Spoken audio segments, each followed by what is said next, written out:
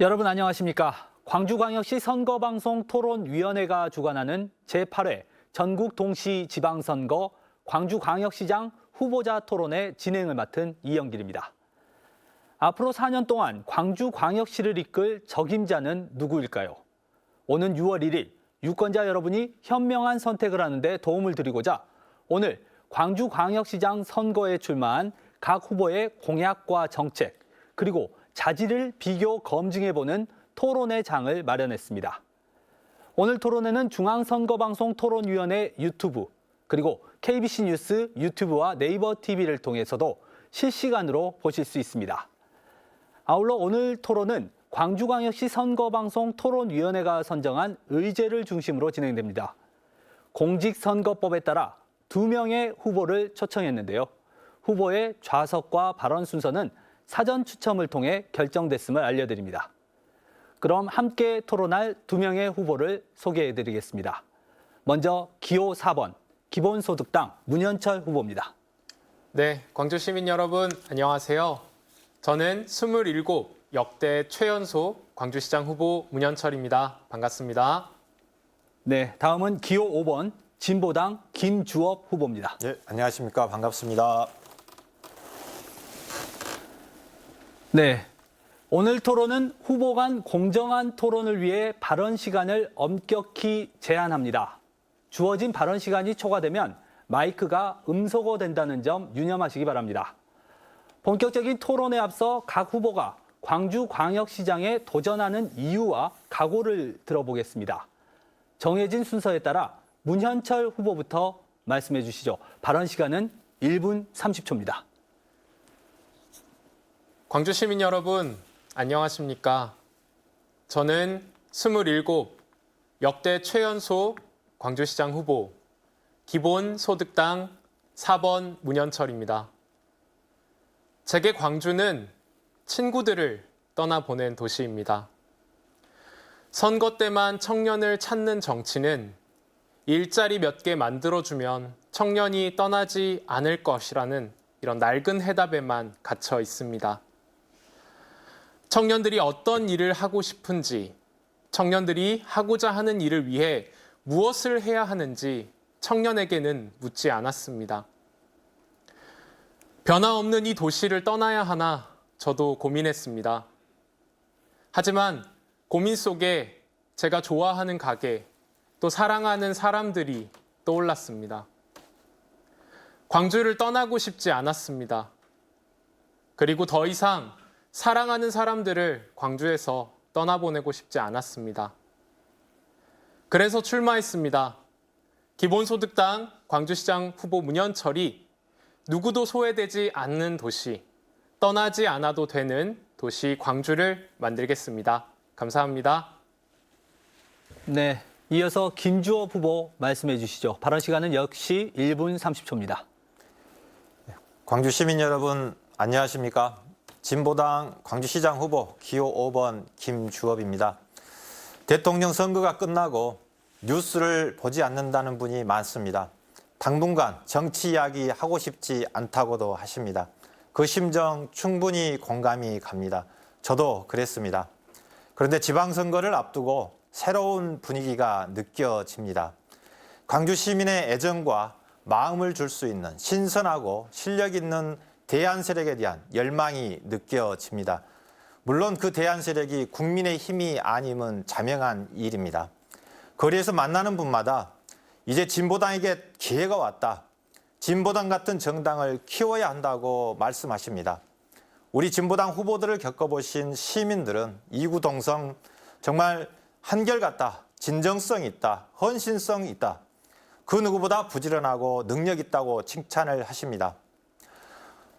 대안 세력으로서 실력과 경쟁력을 갖춘 정당이라는 말씀을 자신 있게 드리겠습니다. 우리 진보당을 광주시의 제1야당으로 광주시의 원내 교섭단체로 만들어 주십시오. 나는 민주당에 실망해서 투표하지 않기로 했어 하시는 분도 계십니다. 여러분이 투표를 포기하시면 정치를 바로 세울 수 없습니다. 진보당에 투표하여 정치를 바로 세워 주십시오. 고맙습니다. 네, 오늘 토론은 각 후보의 공약 발표와 질의응답, 그리고 3번의 주제 토론과 2번의 주도권 토론으로 구성되어 있습니다. 먼저 후보들의 공약 검증 시간을 갖겠습니다. 각 후보의 공약 발표와 함께 후보 간의 질의응답이 있겠습니다. 김주업 후보부터 공약 발표해 주시기 바랍니다. 발언 시간은 2분입니다.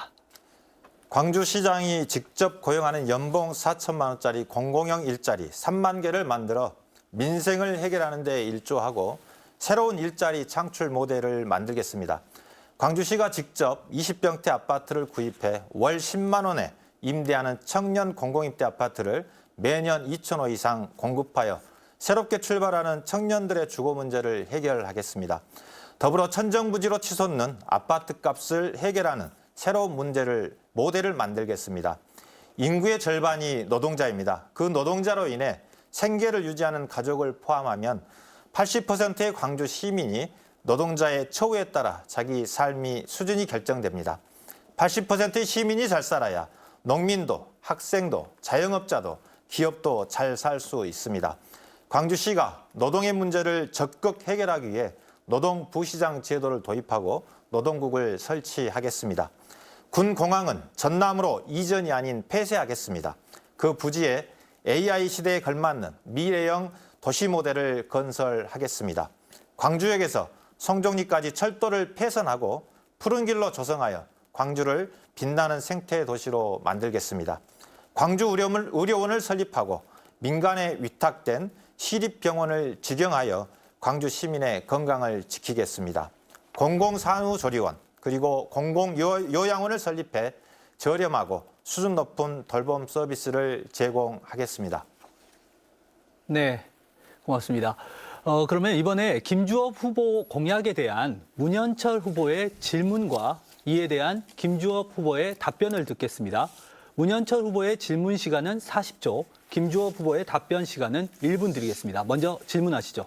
네. 김주업 후보님께서 이렇게 대표 공약을 얘기하시면서 광주 군공항 이렇게 폐쇄 문제를 얘기해 주셨습니다.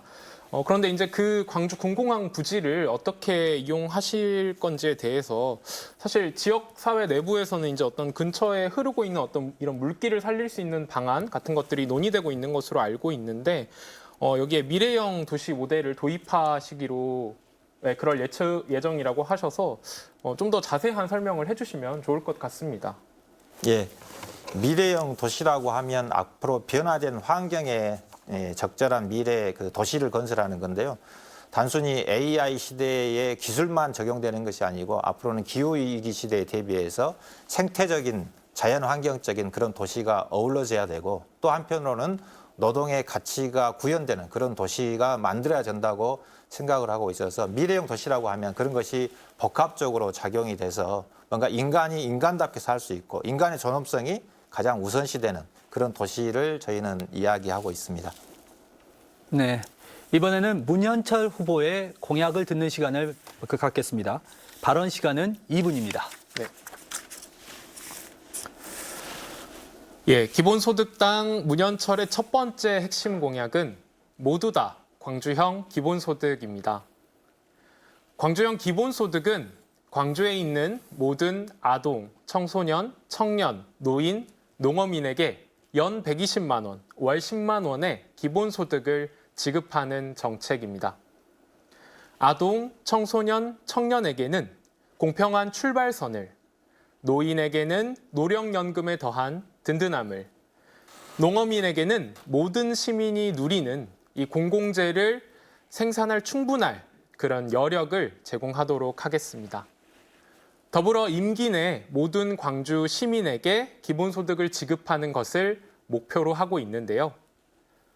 기본소득을 통해 모든 시민이 시간적, 경제적 여유를 누리는 도시 광주를 만들겠습니다.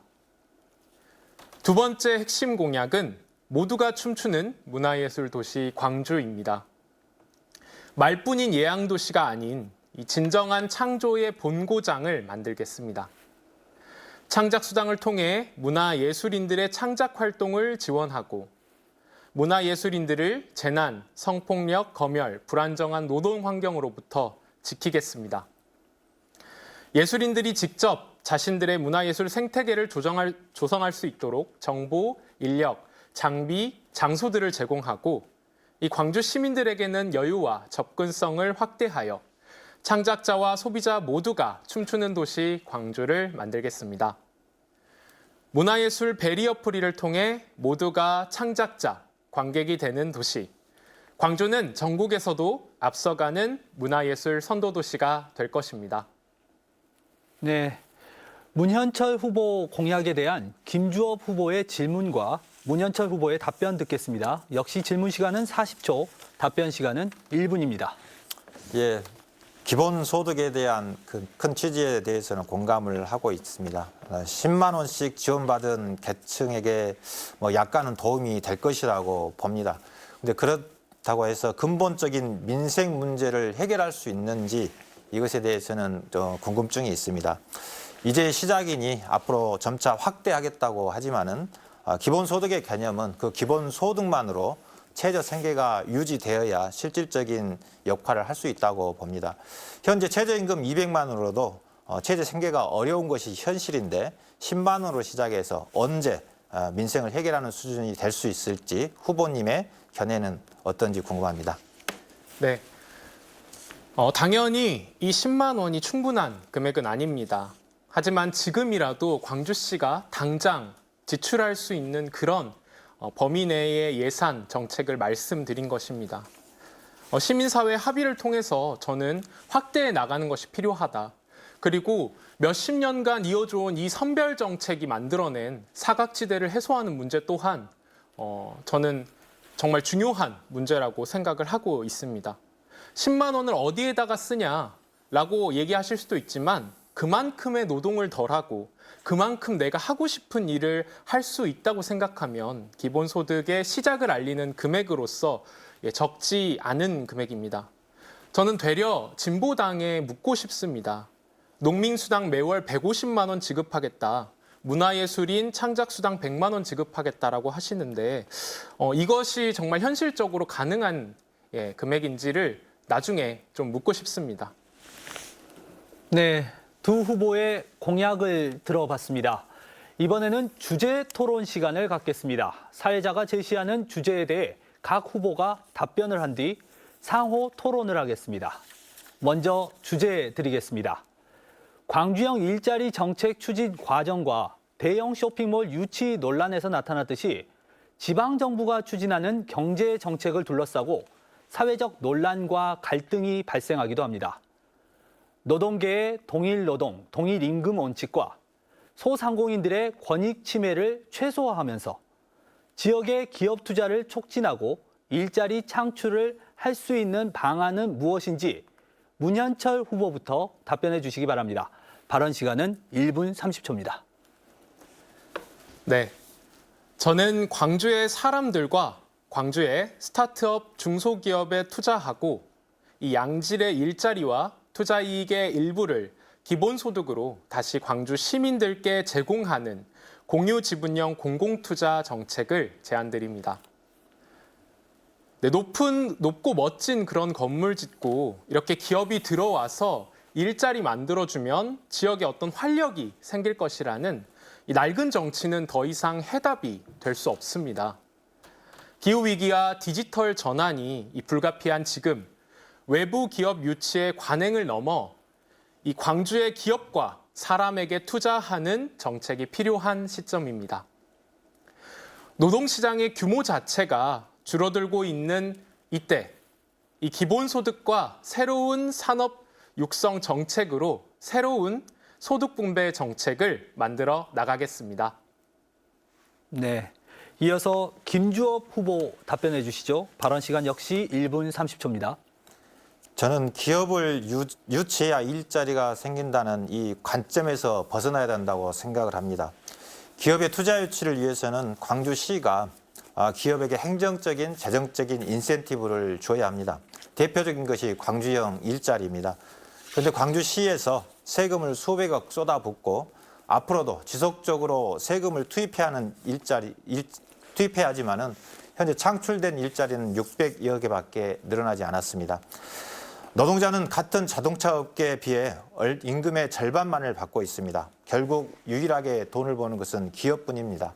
저는 이런 기존의 방식이 아니라 광주시가 직접 고용하는 연봉 4천만 원짜리 공공형 일자리를 3만 개 만들어 내겠습니다.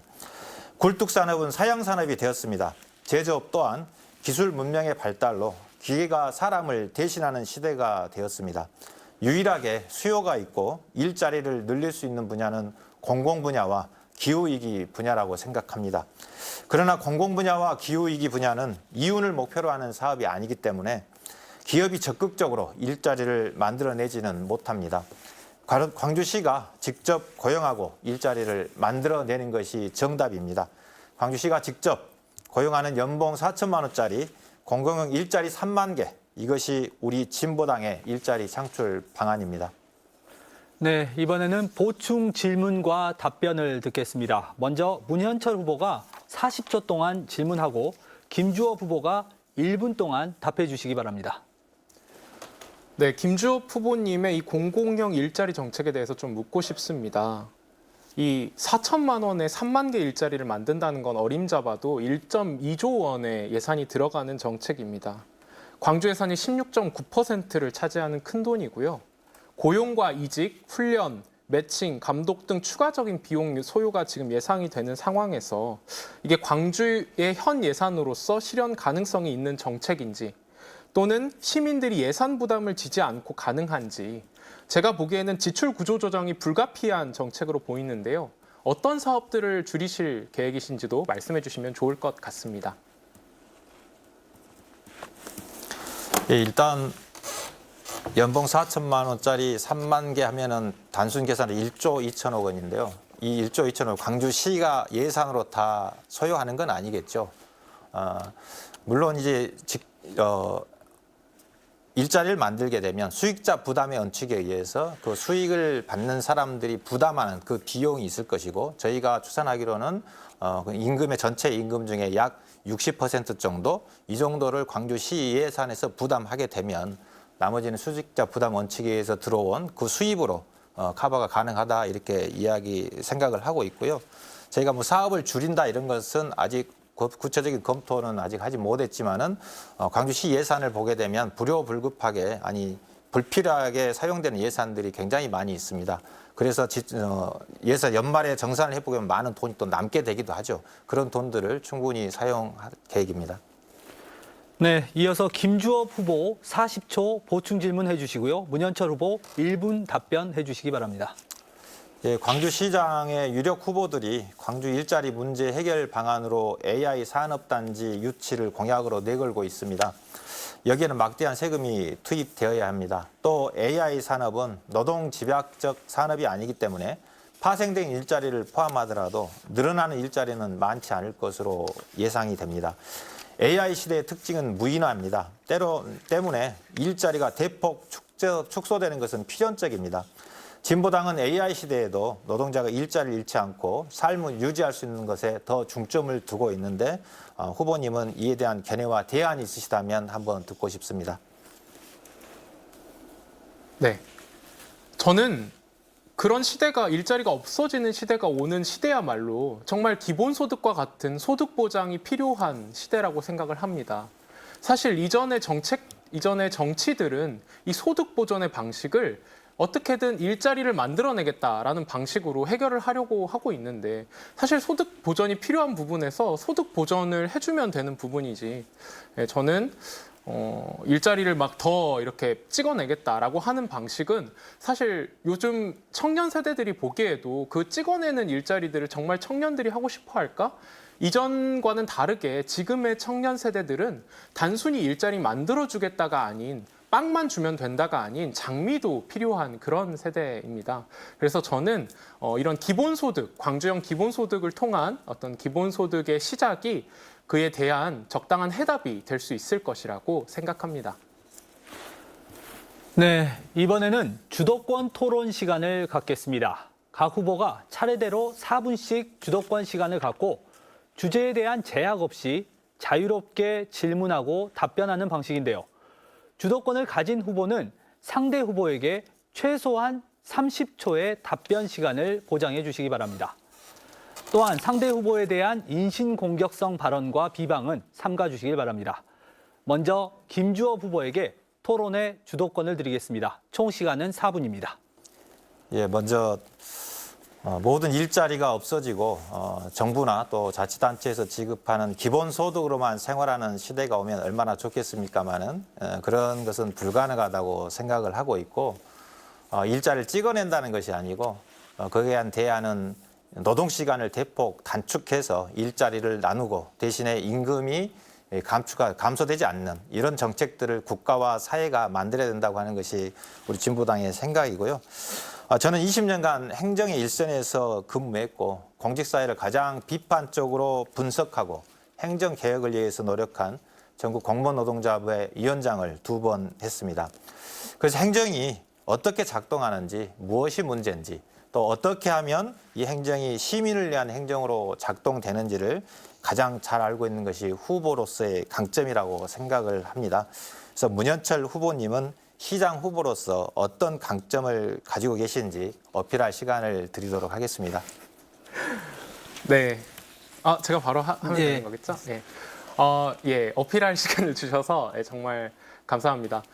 저는 지금의 사실 광주의 가장 큰 이 복합 쇼핑몰 이슈 같은 경우에도 굉장히 청년 세대가 이렇게 많이 바라고 있고 이 광주의 주요된 문제 또한 이렇게 청년의 이탈 문제입니다. 그런 상황 속에서 저는 무엇보다 청년 당사자이고요.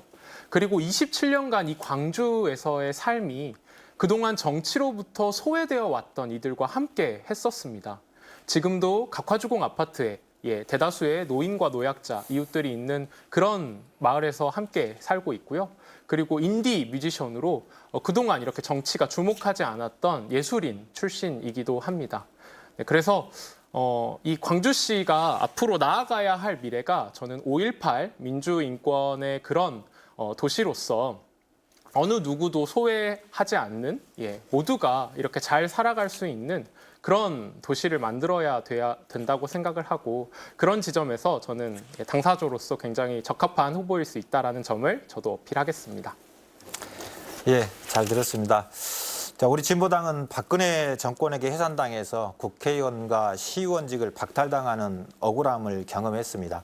그래서 지금은 국회의원도 없고 이번 선거가 어떻게 보면 새 재창당 이후에 실질적인 첫 선거지만은 우리는 진보당으로 다시 시민 곁으로 돌아오기까지 시민들 속에서 동고동락하면서 실력을 갈고 닦아왔고 통합진보당 때보다 훨씬 더 성장하였습니다. 통합진보당은 무상급식을 비롯한 무상교육, 무상의료 등 대한민국의 복지정책을 선도한 정당이었습니다. 광주에서도 제1야당으로서 유일하게 민주당을 견제하고 지역사회에 공헌한 실력과 경쟁력 있는 정당이었습니다. 이번 선거에서도 기초의원 19명, 시의원 8명을 출마시켰습니다. 집권 여당인 국민의힘도 민주당을 이기지 못해 시의원 1명도 출마시키지 못했지만 유일하게 우리 진보당만이 시의원 후보 8명을 출마시켰습니다. 이번 지방선거에서 민주당에 대항할 수 있는 새로운 대안 세력으로서 면모를 갖춘 정당은 진보당뿐이라고 생각하는데 후보님의 견해를 듣고 싶고요.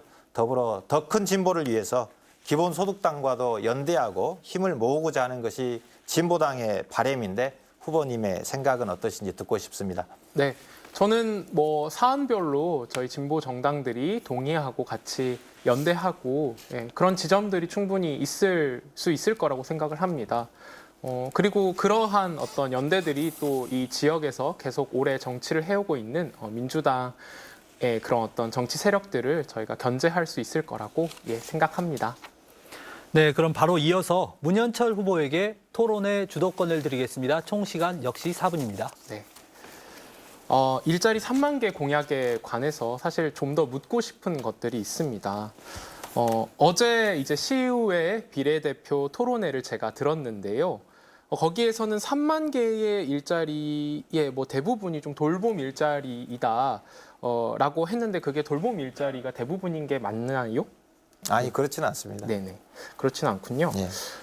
그러면은 어제 또 그 토론회에서는 이 광주시의 기존 일자리 비용으로 이 3만 개의 일자리를 전부 채우겠다, 대신하겠다라는 어떤 그런 취지의 뉘앙스를 저는 읽었는데 또 그것도 맞는지 아니면 제가 좀 잘못 이해하고 있는 것인지 추가적인 설명을 좀 해주시면 좋을 것 같습니다. 네, 일자리 예산이 1조 2천억은 현재 광주에서 편성이 되어 있는데 그것을 전부 다 인건비로 쓰겠다는 게 아니고 그것을 재편성하는 과정이 좀 필요하다 이렇게 말씀을 드리고요.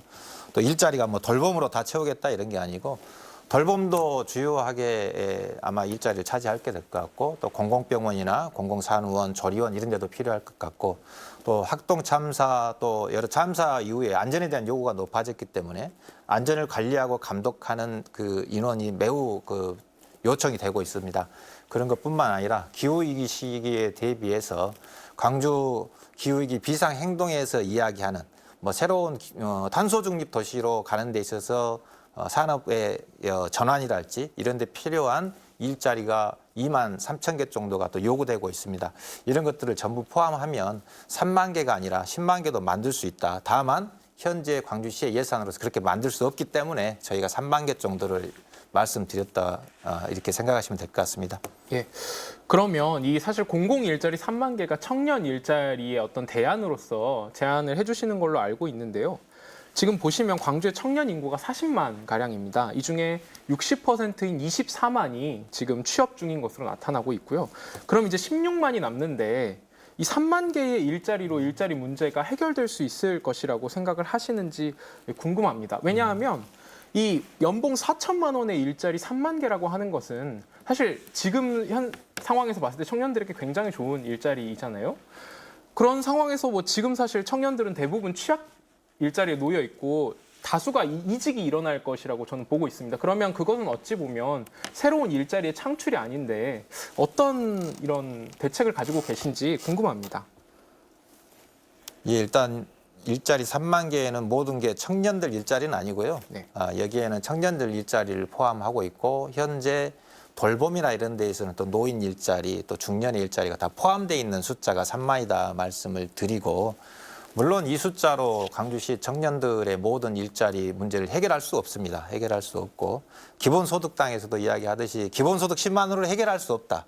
그렇지만 새로운 모델을 만들겠다고 하는 것처럼 저희들도 일자리 창출 모델을 기업에게 투자해서 간접적으로 만드는 방식이 아니라 광주시가 직접 책임지고 공공에서 주도해서 만드는 새로운 일자리 창출 방식의 모델을 만들어서 이것이 시민들의 지지를 받게 되면 더 확산하고 또 전국적으로 범위를 넓힐 수 있지 않겠느냐 이렇게 생각을 하고 있습니다.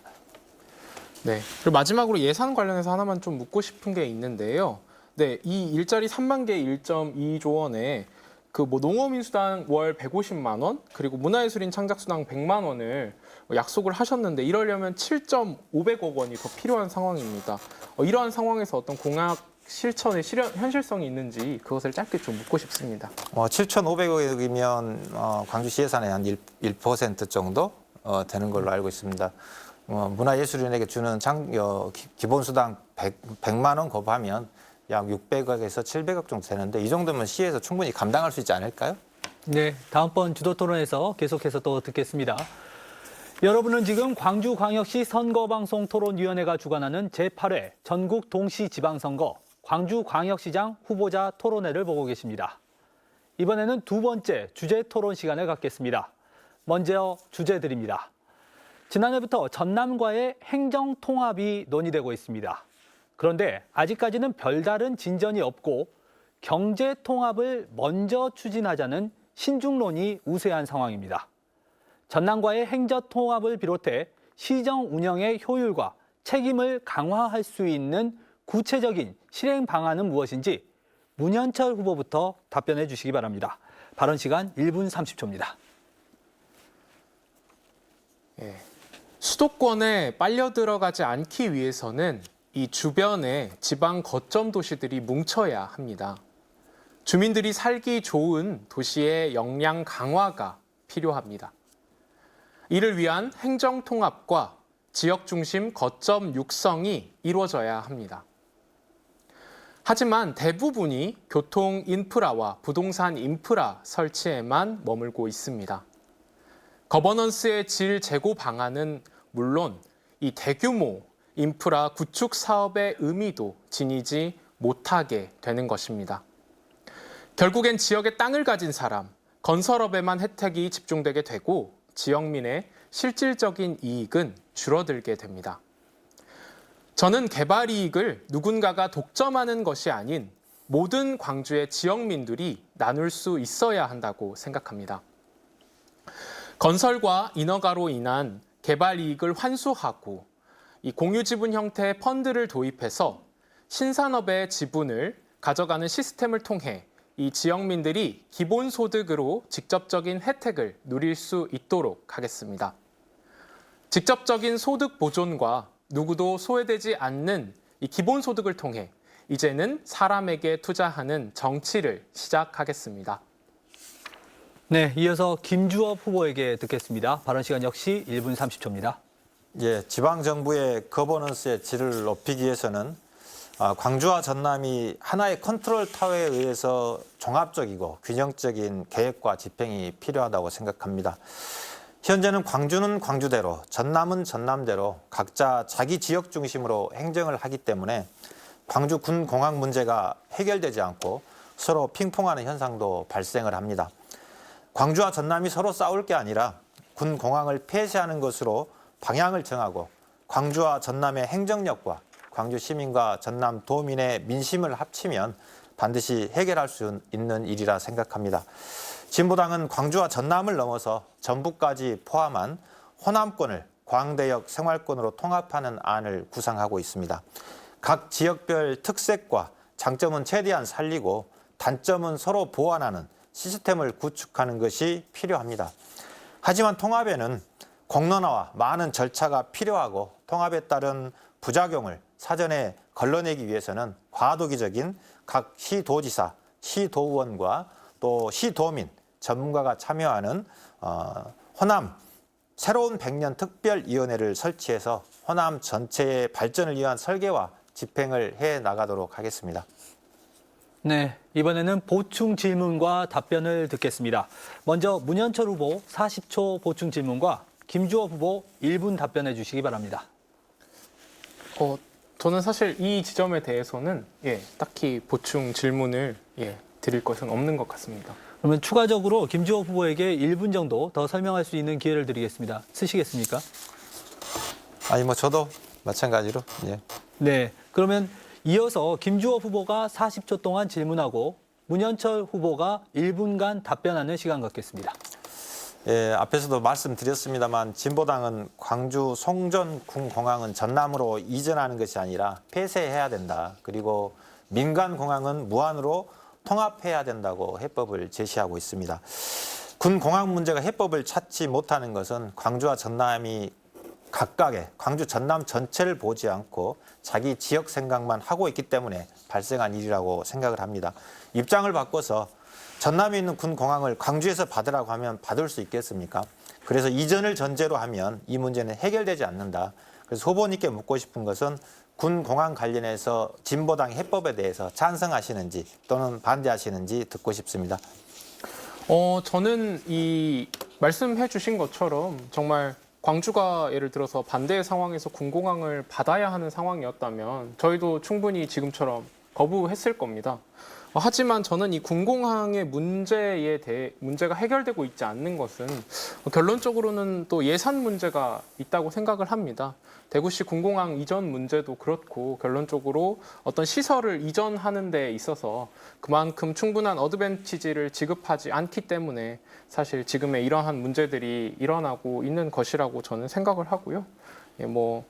군공항을 폐쇄하거나 아니면 민간공항 이전에 대해서도 저는 지금 광주공항이 사실 너무 많은 적자를 내고 있고 이 부분도 굳이 광주가 떠안아야 될 필요가 없다라고 생각하고 있습니다.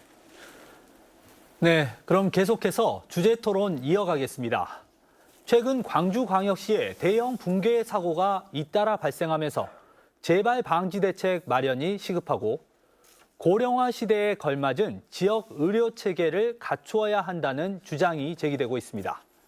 시민의 삶의 질 제고에 필수적인 안전과 의료시설 확충, 그리고 복지 수준을 높이기 위해 광주광역시가 어떤 노력을 기울여야 하는지 김주업 후보부터 답변해 주시기 바랍니다.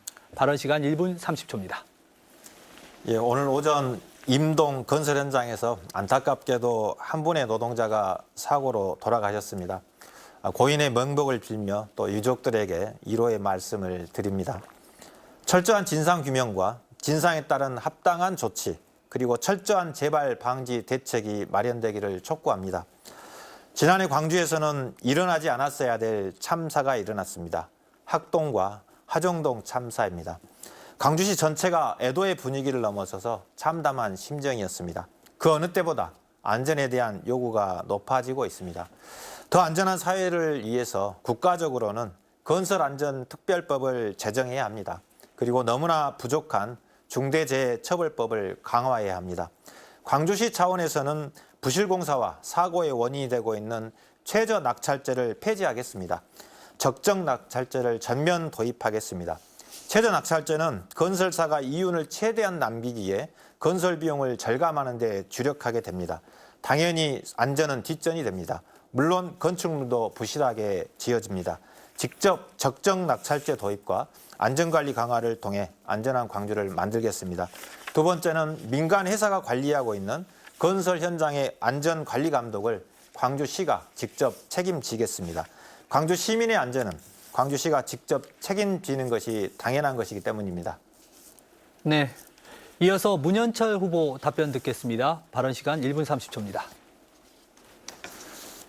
광주의 전체 병상수는 전국 평균을 상회합니다. 하지만 이 공공병상의 경우 이 최하위 수준에 머물고 있습니다. 공공의료기관도 이 전남대학교 병원 1개, 이 대부분이 공공병상을 차지하고 있는 요양병상은 이 초과 수준입니다. 또한 의료급여 수급권자 및 이 기초생활보장 수급자의 비율이 7대 특광 역시 평균보다 높고 이 소득분위 간 기대수명의 격차도 큰 편입니다. 이는 공공의료원을 통한 공공병원의 확대와 규정 이하를 충족하지 못하는 요양병상 감축이 필요하다는 것을 뜻합니다. 이제는 요양원, 요양병원 중심이 아닌 이 지역사회에서 함께 살아갈 수 있는 지역통합 돌봄 모델을 만들어야 합니다. 광주형 생활보건센터 설립을 통해 이 지역의료와 통합 돌봄 서비스를 연계하여 이 사각지대 없는 직접 다가가는 사회서비스 통합 지원을 만들겠습니다. 더 이상 병원, 시설에서 죽는 것이 아닌 지역사회에서 동료들과 함께 늙어갈 수 있는 도시, 광주의 통합 돌봄 인프라를 구축하겠습니다. 네, 이번에도 보충 질문과 답변 듣겠습니다. 먼저 김주업 후보가 40초 동안 질문하시고 문현철 후보가 1분 동안 답해 주시기 바랍니다. 예, 저는 이제 건설 노동 현장의 안전 문제를 말씀드렸기 때문에 건설 노동자들이 건설 현장에서 일어나는 모든 문제를 해결하기 위해서 집회를 많이 합니다. 저는 거기에 많이 나가서 함께 합니다. 그래서 무엇이 문제이고 무엇이 해법인지 현장 노동자들의 경험을 들으면서 배우고 있습니다. 원인과 해법은 현장에서 직접 일하는 분들이 가장 잘 알고 있기 때문입니다. 즉 문 후보님께서는 건설 노동자들의 집회에 나가서 그들의 이야기를 들어본 경험이 있으신지 또는 없다면 왜 없는지 앞으로 함께 하실 의향은 있는지 한번 묻고 싶습니다. 네, 사실 많은 집회 현장을 제가 찾아다녀서 건설 노동자분들의 어떤 특정한 사안들에 많이 이렇게 결합했다라고 말씀은 드리지 못하겠지만 이번 학동 화정 참사가 일어났을 때 저희 기본소득당 광주시당의 대표로서 저는 지속적으로 이렇게 연대를 많이 해왔었습니다. 그리고 제가 분명 그런 어떤 현장의 당사자가 아니더라도 이런 재개발, 재건축 현장의 문제는 이 결론적으로 투기 목적의 부동산 문제가 해결되어야 하는 문제라고 저는 생각을 합니다. 기업 입장에서는 어떻게든 이 법에 빈틈을 만들어서 수익 창출을 하려고 할 것이기 때문입니다. 그래서 이 부동산이 투기 목적으로 활용되지 않게끔 토지세와 같은 어떤 그런 목적세 신설이 저는 필요하다고 생각을 하고 있고요. 이런 소수의 막대한 부동산을 소유하고 있는 상위 부동산 부자들이 더 이상 인간의 의식주와 같은 필수 요소들을 투기로 활용하는 것을 막아야 한다고 생각합니다. 네, 그럼 이어서 문현철 후보 40초 보충 질문과 김주호 후보 1분 답변 듣겠습니다. 예, 저는 이렇게 광주에서는 그래도 뭐 광주가 이렇게 토지세와 같은 목적세 신설이 어려운 지점들이 있고 그래서 이런 공유 지분형 개발을 통해서 이렇게 어떤 도심의 활력에 기여한 예술가들이나 소상공인들에게 참여 소득을 지급하고 또 그 이익의 일부를 지자체의 기본 소득으로 활용하여 이런 사업 과정 그리고 이익 그리고 운영도 투명하게 하겠다. 그래서 민간 토착 비리를 없애겠다라고 말씀을 드리고 있는데요. 이러한 저의 해법에 대해서 김주호 후보님은 어떻게 생각하시는지 궁금합니다. 맨 처음 말씀드렸듯이 기본소득당의 기본소득에 대한 큰 취지에 대해서는 공감을 하고 있고 다만 이제 그 방법이 정말로 우리 근본적인 문제를 해결할 수 있는 방안인가에 대해서는 좀 고민이 좀 필요하다고 생각을 하고 있습니다. 기본소득 하나로 모든 것을 해결할 수만 있다고 하면 저희들도 다른 것을 다 집어 던지고 기본소득만 이야기하겠지만 그 대한민국 사회는 그 문제로만 해결할 수 없는 복잡하고 얽혀있는 문제들이 너무나 많기 때문에 저는 기본소득 하나로만은 되지 않는다고 보고 있고 무엇보다도 저희 진보당에서는 노동을 중심으로 생각을 하고 있습니다. 민생은 곧 노동이라고 생각을 하고 있고 물론 노동자들이 일을 많이 시켜서 뭔가를 해보자는 게 아니고 노동자가 중심이 되고 노동자가 인간답게 살 수 있는 그런 제도와 시스템을 만드는 것 이것이 근본적인 문제 해결 방안이 된다고 저희는 생각을 하고 있습니다. 네, 그럼 이어서 다시 주도권 토론 시간을 갖겠습니다. 앞서 진행한 주도권 토론처럼 각 후보에게 차례대로 4분씩 주도권 시간을 드립니다. 주도권을 가진 후보는 상대 후보에게 최소한 30초의 답변 시간을 보장해 주시기 바랍니다. 이번에는 먼저 문현철 후보에게 토론의 주도권을 드리겠습니다. 총 시간 4분입니다. 네, 언론에서 보니 이 김주호 후보님께서는 복합 쇼핑몰 유치에 대해 찬성 입장이라고 제가 확인을 했는데요. 찬성 입장이 맞으신지 또 그렇다면 찬성의 이유는 무엇인지 묻고 싶습니다. 찬성이라고 이야기한 적이 없는데 찬성으로 나오는 모양이네요. 저희는 찬성했다라고 표현은 한 번도 해본 적은 없고요.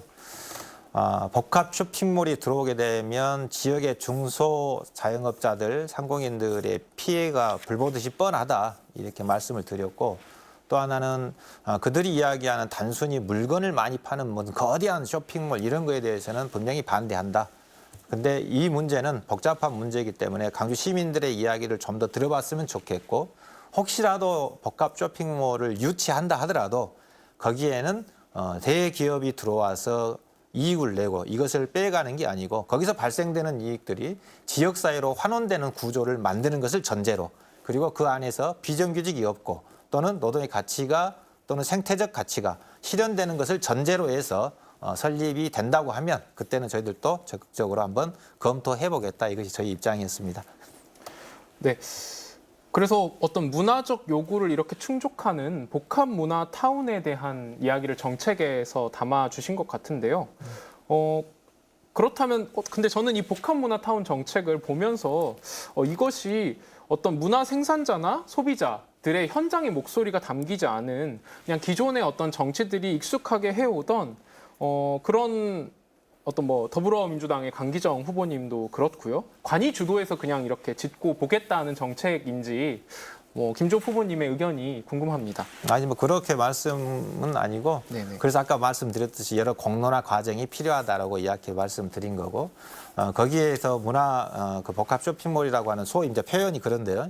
이제 그런 공간이 만들어지면 거기에 어떤 내용물을 넣고 어떻게 운영할 것인가 이런 것들은 여러 공론화 과정을 거쳐서 당사자들과 이야기하고 이러면서 내용을 채워가야 된다고 생각을 합니다.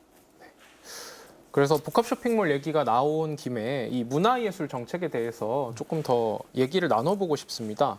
이 문화누리 카드의 대상 및 금액을 확대한다라는 문화예술 정책을 제안해 주셨는데요. 이 어떤 대상까지 포함하고 얼마까지 금액을 지급하겠다는 것인지 좀 구체적인 시한이 있으십니까? 아직까지 그 시한까지는 저희가 구체적으로 검토를 하지 못했고요. 다만 지금 액수 가지고는 또 지금의 대상의 범위 가지고는 일상에서 우리 시민들이 자유롭게 문화를 향유하기는 좀 부족하지 않겠느냐. 그러면은 요거를 좀 더 확대하고 대상도 확대하고 금액도 확대하는 것이 좋겠다. 이렇게 좀 방향을 잡아놓은 상태이고요. 이제 구체적으로 금액을 어떻게 할 거냐, 대상을 얼마까지 할 거냐. 이것은 저희들이 당선이 되게 되면 또 당사자들과 또 시정을 보는 분들과 함께 논의해가면서 만들어 가도록 하겠습니다. 네. 이 문화예술 마을 조성 정책을 또 문화 정책으로 말씀해 주셨는데, 하지만 이 젠트리피케이션 같이 이 예술인들에게 자주 일어나고 있는 어떤 토지 가격 상승으로 인해 돈이 없는 예술인들이 쫓겨나고 있는 이런 어떤 현상들이 일어나고 있습니다. 이에 대한 대책은 또 있으신가요? 기존이 이제 어떻게 보면 예술인들이 본인들의 노력으로 인해서 이렇게 만들어 놨는데 그 토지 가격이 상승하다 보니까 거기서 쫓겨나는 현상들이 일어나는 것을 저도 알고 있고요. 그래서 그런 방식이 아니고 여기도 저희는 어쨌든 공익적 성격을 가지고 있기 때문에 공공기관에서 직접 개입을 해야 된다. 그래서 어디에다 할지 얼마를 투입해야 될지는 아직 구체적으로 저희가 검토해보지 못했습니다만 광주시가 직접 어느 한 단지를 조성하거나 이렇게 해서 거기에서 주거와 협업과 창작이 가능한 공동체를 만들겠다 이렇게 생각하고 있습니다. 네, 이제 이어서 김주업 후보에게 모두 4분의 토론 주도권을 드리겠습니다. 예, 당의 비례대표는 그 정당이 추구하는 가치와 철학이 담겨져 있다고 생각을 합니다. 우리는 코로나를 겪으면서 의료와 돌봄의 공공성이 얼마나 중요한지 깨달았습니다. 그 가치를 실현하기 위해 진보당은 광주에 공공병원 설립, 민간 위탁된 시립병원 직영, 공공산후조리원과 공공요양원 설립을 공약으로 내걸었습니다. 그래서 그것을 실현하기 위해서 보건의료 당사자인 25년 차 현직 간호사를 출마시켰습니다. 또한 학동, 화정동 참사를 겪으면서 광주 시민들의 안전에 대한 요구를 해결하기 위해서 문제와 해법을 가장 잘 알고 있는 건설 노동자를 비례 후보로 출마를 시켰는데요. 기본소득당에 이번에 출마하신 비례대표 후보 저도 몇 번 봤습니다. 훌륭하신 분 같았습니다. 그런데 어떤 기준과 철학을 가지고 혹시 선정을 하셨는지 궁금합니다. 네, 어떤 기준과 철학을 가지고 선정을 했다기보다는요, 이렇게 김주업 후보님께서 말씀해 주신 것처럼 이번에 저희 비례대표, 시의회 비례대표 의원으로 출마한 이 박은영 비례대표 의원은 기존의 이 지역 정당과 또는 이 시민사회에서 굉장히 오랫동안 또 여러 시민단체들에서의 활동 경험이 있는 그런 비례대표입니다. 그만큼 이렇게 현장에서의 시민사회의 목소리들을 의회에 가장 잘 반영할 수 있는 그런 해결사다라는 지점들을 저는 좀 말씀드리고 싶습니다. 예, 또 광주시에서 또 여러 현안 문제로 거론되고 있는 것 중에 하나가 어등산 관광단지 개발 사업 문제인데요. 현재 어등산 관광단지가 난항에 빠져 있고 10년째 지금 멈춰 있는 상태인데 문현철 후보님께서 보시기에 이렇게 난항에 빠져 있는 원인이 무엇이고 이것을 좀 극복할 수 있는 해결 방안이 있다면 한번 듣고 싶습니다. 저는 사실 이 개발이라고 하는 것들이 시민분들 어떤 개발이 되었던 간에 사실 이 광주 시민분들에게 동의를 구해야 하는 것이고 어떻게든 광주 시민들 다수에게 이익이 가게끔 이렇게 되어야 하는 방식인데 사실 어등산 관광 개발도 저는 그렇고 이것이 시민 다수의 이익에 부합하느냐 저는 오히려 이전과 똑같이 어떤 광주시만의 이익 또는 소수의 토지를 소유하고 있는 사람들의 이익만으로 이렇게 개발이 굴러가고 있기 때문에 그런 과정들 속에서 이렇게 어떤 시민들의 관심이나 어떤 전체적인 좀 동의들이 잘 일어나고 있지 않는 부분들이 있다고 저는 생각을 하고 있습니다. 예, 이제 무슨 사업을 하게 되면 그 본래 사업을 통해서 얻고자 하는 목적 여기에 맞게 좀 기획되고 집행이 됐어야 되는데 어등산 관광단지 같은 경우는 시민들의 여가 선용할 수 있는 공간을 제공하고 또 한편으로는 지역 경제 활성화를 위한 목적으로 좀 추구가 됐어야 된다고 보는데 어떻게 보면 개발 자본의 그 돈벌이 수단이 가장 1순위로 추구되다 보니까 저는 이런 문제가 발생했다고 보고 이 문제는 원점에서부터 재검토하고 시민들과 함께 논의해가면서 광주시가 직접 주도적으로 역할을 하면서 공공의 이익에 부합하는 이런 개발로 좀 만들었으면 좋겠다는 저희는 생각을 가지고 있고요. 또 문 후보님께서 예술인이시니까 예술 창작 지원 수당 30만 원, 네. 평균으로 따지면 월 10만 원 지급하겠다고 되어 있는데 이것으로는 너무 부족하지 않은가. 앞에서도 이제 기본소득과 말씀을 하셨고 저희 당은 예술인 기본소득을 월 100만 원까지 단계별로 좀 상향하겠다 이렇게 제안을 드렸는데 좀 부족하지 않냐 이런 고민이 좀 들어서 짧지만 네. 답변해 주시면 좋겠습니다. 저는 이 기존의 정치가 사실 시민들과의 어떤 합의 과정을 만들어지지 않고 그냥 내놓고 냅다 이렇게 제안하는 그런 방식에 좀 우려가 있는 것입니다. 10만 원부터 천천히 시민들과 합의를 쌓아가도록 하겠습니다. 네, 그럼 이어서 두 후보에게 사회자 공통 질문 드리겠습니다. 지역대학 육성과 관련된 질문입니다. 고등교육에 있어서도 수도권 집중화 현상이 심화되고 있습니다. 이에 따라 지역대학을 육성해야 한다는 목소리가 커지고 있는데요. 윤석열 정부는 지역대학에 대한 행정과 재정 권한을 중앙정부에서 지자체로 위임하겠다는 계획을 밝혔습니다. 거점 국립대학인 전남대와 함께 지역의 사립대학의 육성과 공공성 강화를 위한 계획이 있는지 있다면 무엇인지 1분씩 말해주시기 바랍니다. 먼저 문현철 후보 답변해 주십시오. 네. 지방대학의 경쟁력 강화를 위한 중장기적인 지방 국립대 중심의 무상교육 시행이 필요합니다.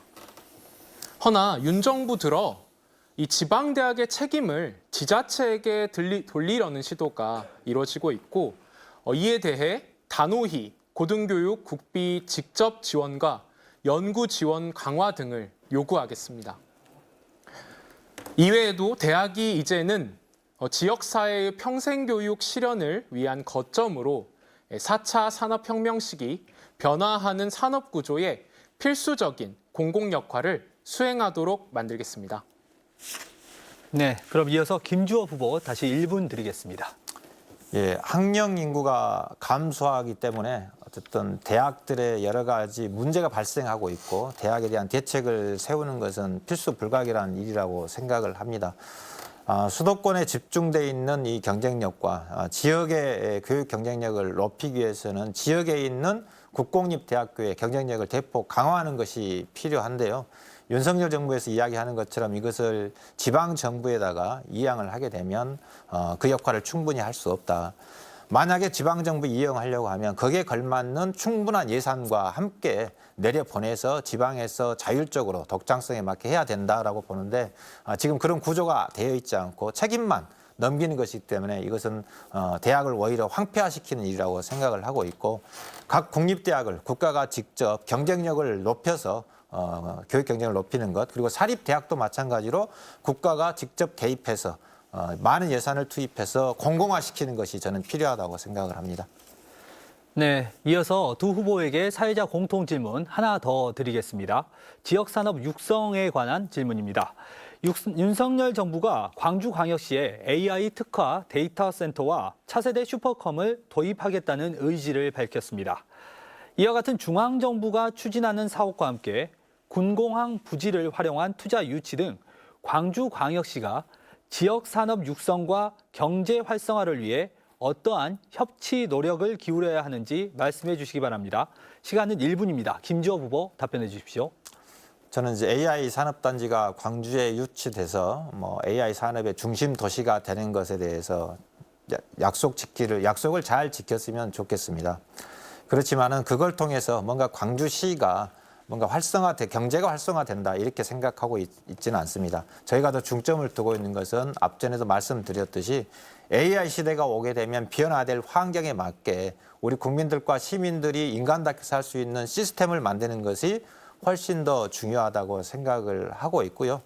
우리 윤석열 정부가 이야기한 여러 가지 공약들 저희는 7대 공약, 15대 정책이 있었던데 그중에서 3개는 부분적 찬성이고 3개는 완전 반대, 하나만 찬성하고 있는 이런 입장인데요. 그 이야기에 대해서는 시간이 많이 없어서 다 말씀드릴 수는 없을 것 같고 어쨌든 저는 필요하면 광주시장이 직접 광주 시민을 위해서 대통령과 싸우는 시장이 되겠다. 아마 가장 많이 싸우는 시장이 되지 않을까 생각을 합니다. 네, 이어서 문현철 후보 1분 답변해 주십시오. 네, 저는 다시 또 반복을 드리고 싶은 이야기는요. 단순히 외부 기업을 유치하겠다는 이 관행을 넘어서야 한다는 것입니다. 이제는 광주의 기업을 키우는 공유 지분형 산업 육성 정책이 필요하다는 것을 다시 한번 강조드립니다. 지자체의 도시계획 수립에서부터 이런 젠트리피케이션 문제를 보호할 수 있는 지구를 지정하고 광주의 특성이 있는 소매업들을 보호하도록 하겠습니다. 소상공인과 광주 시민 모두가 참여 수당과 기본소득으로 이익을 나누고 공존하는 5.18 민주인권 도시를 만들겠습니다. 또한 이제는 동식물, 자연과도 공존할 수 있는 그런 도시 광주가 되어야 한다는 점을 말씀드리고 싶습니다. 네, 광주광역시장 선거 후보자 토론회 이제 마무리할 시간입니다. 각 후보에게 마무리 발언 시간 1분씩 드리겠습니다. 정해진 순서에 따라 김주업 후보부터 말씀해 주시죠. 광주 시민 여러분, 수많은 광주의 민심을 어찌 민주당이라고 하는 그릇 하나에 다 담을 수 있겠습니까? 그렇다고 민주화의 성지, 광주의 민심을 박근혜 정권의 후에 국민의힘에 담을 수는 없지 않겠습니까? 새로운 대안 세력, 진보당에 광주의 민심을 가득 채워주십시오. 그 민심 단 한 방울도 흘리지 않고 광주 시민의 삶을 책임지는 광주 정치로 보답하겠습니다. 19명의 기초원 전원 당선시켜 주십시오. 시의원을 4명 이상 당선시켜서 진보당을 광주시의회 교섭단체로 광주의 제1야당으로 키워주십시오. 진보 정치 제대로 보여드리겠습니다. 투표를 포기하지 말아 주십시오. 투표장으로 나가 주십시오. 그리고 진보당을 선택해 주십시오. 딱 한 번 일할 수 있는 기회를 주십시오. 간절한 마음으로 호소드립니다. 네, 이어서 문현철 후보 1분 시간 드리겠습니다. 네, 최근 김주업 후보님의 이 TV 광고를 봤습니다. 국힘 막아야지, 민주당 견제해야지. 광주 시민께 호통을 치고 있었습니다. 제대로 된 대안은 제시하지 못하고 위협만 하는 이 기존의 정치와 다를 바가 없었습니다. 이름뿐인 진보, 이 국민이 진보 정당에 실망한 이유입니다. 이제는 하고 싶은 일을 할 수 있고 떠나지 않아도 되는 실질적인 자유가 보장되고 이 내 삶의 보편적 존엄성이 지켜지는 도시 광주가 되어야 합니다. 대한민국에서 가장 젊은 정당 기본소득당과 이 대한민국 정치 역사상 가장 젊은 단체장 후보 문현철이 광주의 새로운 변화를 시작하겠습니다. 감사합니다. 네, 이렇게 해서 두 후보의 마무리 발언까지 들었습니다. 오늘 열띤 토론을 해주신 두 후보께 감사드립니다. 광주광역시 선거방송 토론위원회가 주관하는 광주광역시장 후보자 토론회는 잠시 후 저녁 6시 20분에도 이어집니다. 토론회를 통해 후보들의 공약과 정책을 잘 비교해보고 6월 1일 소중한 한 표 행사하시길 바랍니다. 이 방송은 중앙선거방송 토론위원회 홈페이지와 유튜브 채널을 통해 다시 보실 수 있습니다. 함께해 주신 여러분 고맙습니다.